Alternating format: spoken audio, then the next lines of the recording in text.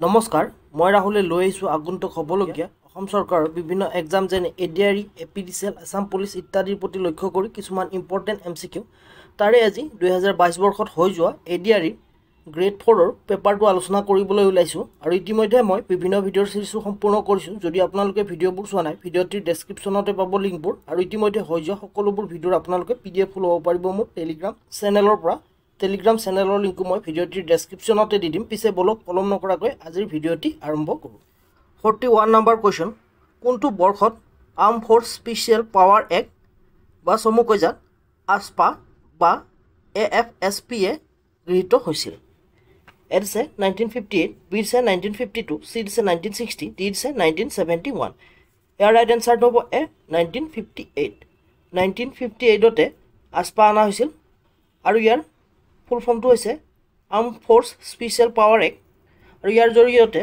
সন্ত্ৰাসবাদ জৰ্জৰিত অঞ্চল জম্মু কাশ্মীৰ আৰু ইনচাৰ্জেঞ্চিৰে জৰ্জৰিত অঞ্চল নৰ্থ ইষ্টৰ বাবে অনা হৈছিল আৰু প্ৰথমে ইয়াক জম্মু কাশ্মীৰত ইমপ্লিমেণ্ট কৰে 1958ত নেক্সট কুৱেশ্যন 42 নম্বৰ ভাৰতীয় সংবিধানৰ কোনটো অনুচ্ছেদে উত্তৰ পূব ভাৰতৰ ৰাজ্যসমূহক বিশেষ মৰ্যাদা প্ৰদান কৰে এ দিছে অনুচ্ছেদ 14 বি দিছে অনুচ্ছেদ 377 চি দিছে অনুচ্ছেদ 371 ডি দিছে অনুচ্ছেদ 254 ইয়াৰ ৰাইট এনচাৰটো হ'ব চি অনুচ্ছেদ 371 অনুচ্ছেদ 371 উত্তৰ পূবৰ ৰাজ্যসমূহৰ লগতে আন কেইখনমান ভাৰতৰ ৰাজ্যৰো বিশেষ মৰ্যাদা প্ৰদান কৰিছে তাৰ বিষয়ে কিছু জানিলো আহক 371ৰ এত আছে নাগালেণ্ড বি আছে আসাম চি আছে মণিপুৰ ডি আছে অন্ধ্ৰপ্ৰদেশ আৰু অন্ধ্ৰপ্ৰদেশৰ তেলেংগানা অঞ্চলৰ বিশেষ সা সুবিধা ইত আছে অন্ধ্ৰপ্ৰদেশত ইউনিভাৰ্চিটি ষ্টাব্লিছ কৰা এফত আছে ছিক্কিম জিত আছে মিজোৰাম এইচত আছে অৰুণাচল প্ৰদেশ আইত আছে গোৱা জেত আছে কৰ্ণাটকা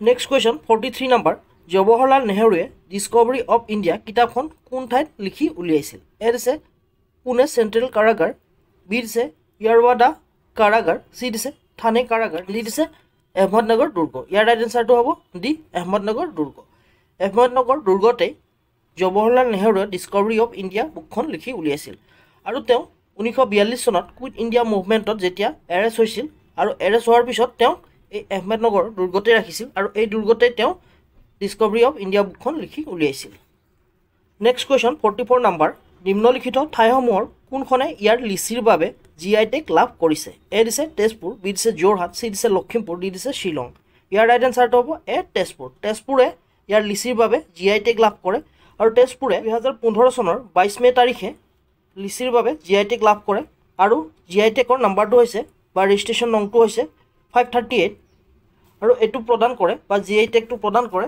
ভাৰতৰ মিনিষ্ট্ৰী অফ কমাৰ্চ এণ্ড ইণ্ডাষ্ট্ৰীৰ আণ্ডাৰত জিঅ'গ্ৰাফিকেল ইণ্ডিকেশ্যন ৰেজিষ্ট্ৰী যিটো চেন্নাইত অৱস্থিত নেক্সট কুৱেশ্যন 45 নম্বৰ নিম্নলিখিত কোনগৰাকী ব্যক্তি ভাৰতীয় শিক্ষা ব্যৱস্থাৰ সংস্কাৰ সাধনৰ বাবে জনাজাত এ দিছে লৰ্ড ক্লেভ ডেলহাউচি বি দিছে লৰ্ড কৰ্ণৱালিছ চি দিছে লৰ্ড মাউণ্টবেটেন ডি দিছে লৰ্ড মেকলে ইয়াৰ ৰাইট এনচাৰটো হ'ব ডি লৰ্ড মেকলেকে ভাৰতৰ শিক্ষা ব্যৱস্থাৰ সংস্কাৰৰ বাবে জনাজাত নেক্সট কুৱেশ্যন 46 নম্বৰ অৰুণোদয় নামক অসমীয়া আলোচনীখনৰ প্ৰথম সম্পাদক কোন আছিল এ দিছে ডক্টৰ নাথন ব্ৰাউন বি দিছে হেমচন্দ্ৰ বৰুৱা চি দিছে অলিভাৰ কাৰ্টাৰ ডি দিছে আনন্দৰাম ঢেকিয়াল ফুকন ইয়াৰ ৰাইট এনচাৰটো হ'ব এ ডক্টৰ নাথন ব্ৰাউনে আছিল অৰুণোদয় আলোচনীখনৰ সম্পাদক বা প্ৰথম সম্পাদক নেক্সট কুৱেশ্যন 47 নম্বৰ অসম চৰকাৰৰ ভূমি ৰাজহ সম্পৰ্কীয় সেৱাসমূহৰ সুশৃংখলিতকৰণৰ আঁচনিক দেশ নামেৰে অধিক পৰিচিত এ দিছে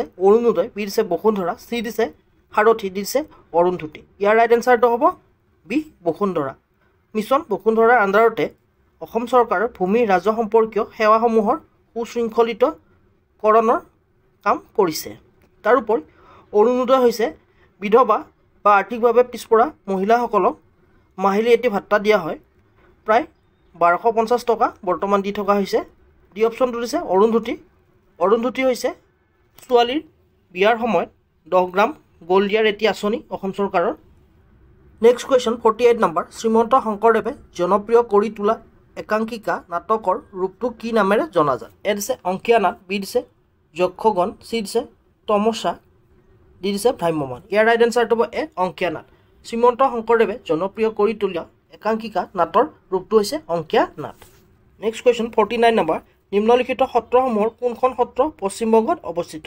এ দিছে চমৰীয়া সত্ৰ, বি দিছে বৰদি সত্ৰ, চি দিছে মধুপুৰ সত্ৰ, ডি দিছে জকাই সত্ৰ। ইয়াৰ ৰাইট এনচাৰটো হ'ব চি মধুপুৰ সত্ৰ। মধুপুৰ সত্ৰখনে পশ্চিমবংগৰ কোচবিহাৰ ডিষ্ট্ৰিক্টত অৱস্থিত আৰু ইয়াতে শংকৰদেৱৰ মৃত্যু হৈছিল। আৰু এই সত্ৰখনক মধুপুৰ ধাম নামেৰেও জনা যায় বা তাৰ লোকসকলে মধুপুৰ ধাম বুলি ক'লেহে বেছিকৈ পৰিচিত আৰু ই আছে ভেলা মধুপুৰত বা মধুপুৰত। Next question 50 number. অসম ৰাজ্যত ব্ৰহ্মপুত্ৰ নদীখন কোনটো দিশত বয়? এ দিছে পূবৰ পৰা পশ্চিমলৈ, বি দিছে পশ্চিমৰ পৰা পূবলৈ, চি দিছে উত্তৰৰ পৰা দক্ষিণলৈ, ডি দিছে দক্ষিণৰ পৰা উত্তৰলৈ। ইয়াৰ ৰাইট এনচাৰটো হ'ব এ পূবৰ পৰা পশ্চিমলৈ। ব্ৰহ্মপুত্ৰ নদীখনে পূবৰ পৰা পশ্চিমলৈ অসমত বৈ যায়। Next question 51 number. ভাৰতবৰ্ষত মোগল সাম্ৰাজ্যৰ প্ৰতিষ্ঠাতা কোন আছিল? এ দিছে হুমায়ুন, বি দিছে শ্বেৰশ্বাহ ছুৰী, চি দিছে বাবৰ, ডি দিছে আকবৰ। ইয়াৰ ৰাইট এনচাৰটো হ'ব চি বাবৰ। বাবৰেই মোগল ৰাজ্যৰ বা মোগল সাম্ৰাজ্যৰ ভাৰতত প্ৰতিষ্ঠা কৰিছিল। Next question 52 number. Kalpakkam, Narora আৰু তাৰাপুৰত অৱস্থিত প্ৰকল্পসমূহত কোনটো উৎসৰ পৰা বিদ্যুৎ উৎপাদন কৰা হয়? এ দিছে জলশক্তি, বি দিছে নিউক্লিয়াৰ শক্তি, চি দিছে তাপ শক্তি, ডি দিছে সৌৰ শক্তি। ইয়াৰ ৰাইট এনচাৰটো হ'ব বি নিউক্লিয়াৰ শক্তি। নিউক্লিয়াৰ শক্তিৰ পৰাই কল্পকম, নৰোৰা আৰু তাৰাপুৰত বিদ্যুৎ উৎপাদন কৰা হয়। Next question 53 number. কোনে যোৰহাটক আহোম ৰাজ্যৰ শেহতীয়া ৰাজধানী হিচাপে প্ৰতিষ্ঠা কৰিছিল? এ দিছে স্বৰ্গদেউ গৌৰীনাথ সিংহ, বি দিছে স্বৰ্গদেউ ৰুদ্ৰসিংহ, চি দিছে স্বৰ্গদেউ শিৱসিংহ, ডি দিছে স্বৰ্গদেউ পুৰন্দৰ সিংহ। ইয়াৰ ৰাইট এনচাৰটো হ'ব এ স্বৰ্গদেউ গৌৰীনাথ সিংহ। স্বৰ্গদেউ গৌৰীনাথ সিংহই 1794 যোৰহাটক আহোম ৰাজ্যৰ শেহতীয়া ৰাজধানী হিচাপে প্ৰতিষ্ঠা কৰিছিল। Next question 54 number. কোচ ৰাজ্যৰ সিংহাসনত আৰোহণ কৰাৰ পূৰ্বে ৰজা নৰনাৰায়ণৰ নাম কি আছিল? এ দিছে নৰসিংহ, বি দিছে বিশ্বসিংহ, চি দিছে শুক্লধ্বজ, ডি দিছে মল্লদেৱ। ইয়াৰ ৰাইট এনচাৰটো হ'ব ডি মল্লদেৱ। কোচ ৰজা নৰনাৰায়ণে ৰজা হোৱাৰ পূৰ্বে তেওঁক মল্লদেৱ নামেৰে জনা গৈছিল আৰু শুক্লধ্বজ হৈছে নৰনাৰায়ণৰ সেনাপতি, যাক চিলাৰায় নামেৰেও জনা যায়। আৰু তেওঁৰ আৰু এজন ভাতৃ আছিল যাৰ নাম হৈছে গোসাই কমল আৰু তেওঁৰ নামতে লখিমপুৰৰ নাৰায়ণপুৰলৈকে কোচবিহাৰৰ পৰা এটি আলি নিৰ্মাণ কৰিছিল, যিটোৰ নাম দিয়া হৈছিল Gosai Kamal Ali. Next question 55 number. নিম্নলিখিত কোনবিধ উদ্ভিদক পৰ্ণপাতী উদ্ভিদৰ উদাহৰণ স্বৰূপে গণ্য কৰা নহয়? এ দিছে শাল গছ, বি দিছে আম গছ, চি দিছে সৰল গছ, ডি দিছে শিমলু গছ। ইয়াতে এনচাৰ দুটা হ'ব, শাল গছ আৰু শিমলু গছ। শাল গছ আৰু শিমলু গছকে পৰ্ণপাতী উদ্ভিদ হিচাপে গণ্য কৰা নহয়, কাৰণ শাল গছ হৈছে মইছ ডেচিডিয়াছ আৰু শিমলু হৈছে ডেচিডিয়াছ, কিন্তু সৰল আৰু আম হৈছে এভাৰগ্ৰীণ বা চিৰসেউজীয়া। সেয়েহে ইয়াৰ এনচাৰ হ'ব দুটা, শাল গছো হ'ব শিমলু গছো হ'ব, কাৰণ দুইটাই ডেচিডিয়াছ ফৰেষ্ট। 56 number question. সাধাৰণতে কেনেবিধৰ অঞ্চলত ঝুম খেতি কৰা হয়? এ দিছে জলাহভূমি, বি দিছে পাহাৰৰ ঢাল, চি দিছে চৰ অঞ্চল, ডি দিছে সমতল ভূমি। ইয়াৰ ৰাইট এনচাৰটো হ'ব ডি পাহাৰৰ ঢাল। পাহাৰৰ ঢাল অংশতে ঝুম খেতি কৰা হয় বা পাহাৰৰ ঢাল অংশতে ঘাঁহ কাটি ঝুম খেতি কৰা হয়। Next question 57 number. ব্ৰিটিছ অধীনস্থ ভাৰতৰ কোনটো আইনৰ বিৰুদ্ধে প্ৰতিবাদ সাব্যস্ত কৰিবলৈ জালিয়ানাবাগ হত্যাকাণ্ডৰ ভিৰ একত্ৰিত হৈছিল?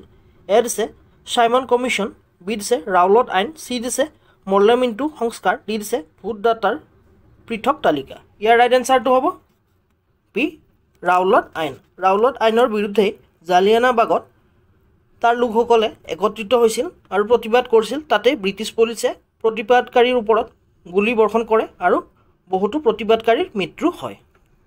Next question 58 number. হাজো ঠাইখনিক যি তিনি ধৰ্মৰ সংগমস্থলী ৰূপে বিবেচনা কৰা হয় সেইসমূহ ধৰ্ম হৈছে?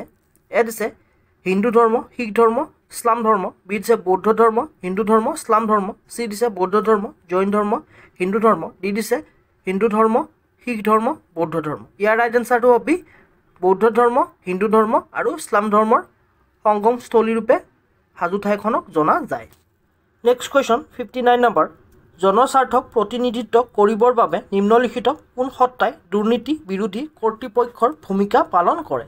এ দিছে মুখ্য তথ্য আয়ুক্ত, বি দিছে লোকপাল, চি দিছে উচ্চ ন্যায়ালয়ৰ মুখ্য ন্যায়াধীশ, ডি দিছে মুখ্য নিৰ্বাচনী আয়ুক্ত। ইয়াৰ ৰাইট এনচাৰটো হ'ব বি লোকপাল। লোকপালে দুৰ্নীতি বিৰোধী কৰ্তৃপক্ষৰ ভূমিকা পালন কৰে। Next question 60 number. ভাৰতীয় সংবিধানৰ কোনটো অনুসূচীৰ অধীনত উত্তৰ কাছাৰ পাৰ্বত্য স্বায়ত্ত পৰিষদ গঠিত হৈছিল?